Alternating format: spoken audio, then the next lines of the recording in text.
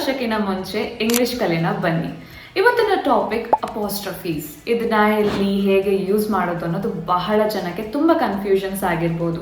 So ಅದನ್ನೆಲ್ಲ ಈ video ಮೂಲಕ ನಾವು ಕ್ಲಿಯರ್ ಆಗಿ ತಿಳ್ಕೊಳ್ಳೋಣ. ಈ ಅಪಾಸ್ಟ್ರಫಿ ನಾವು ಏನಕ್ಕೆ ಯೂಸ್ ಮಾಡ್ತೀವಿ? ಯಾವುದೋ ಒಂದು ಅವರದ್ದು ಇಲ್ಲ ಇದು ನಮ್ಮದ್ದು ಅಂತ ಹೇಳಬೇಕಾದ್ರೆ ನಾವು ಇದನ್ನ ಯೂಸ್ ಮಾಡ್ತೇವೆ.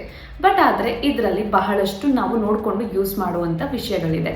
ಏನಂದರೆ ಇಲ್ಲಿ ಅಪಾಸ್ಟ್ರಫಿನ ಮುಂಚೆ ಯೂಸ್ ಮಾಡ್ತಿದ್ದೀವಿ ಅಂದರೆ ಆ ನೌನ್ ಸಿಂಗ್ಯುಲರ್ ಆಗಿರುತ್ತೆ. ಅಂದರೆ ಯಾವುದೋ ಒಂದು ಪರ್ಸನ್, ಆನಿಮಲ್ ಅಥವಾ ಥಿಂಗ್ ಅದನ್ನ ನಮ್ಮದು ಇಲ್ಲ ಅವರದ್ದು ಅಂತ ಅನ್ಕೊಂಡಿದೆ ಅಂತ ಆಗತ್ತೆ.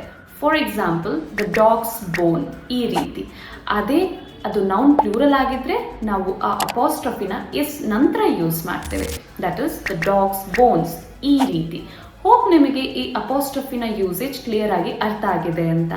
ಈ ರೀತಿ ಸಿಂಪಲ್ ಆಗಿ ಇಂಗ್ಲಿಷ್ ಕಲಿಯಲು ಕೂಡಲೇ ಇಂಗ್ಲಿಷ್ ಪಾರ್ಟ್ನರ್ ಕನ್ನಡ ಪೇಜ್ನ ಫಾಲೋ ಮಾಡಿ. ಹಾಗೆ ನಮ್ಮ ವಿಡಿಯೋಸ್ನ ನೋಡೋದನ್ನ ಮರಿಬೇಡಿ.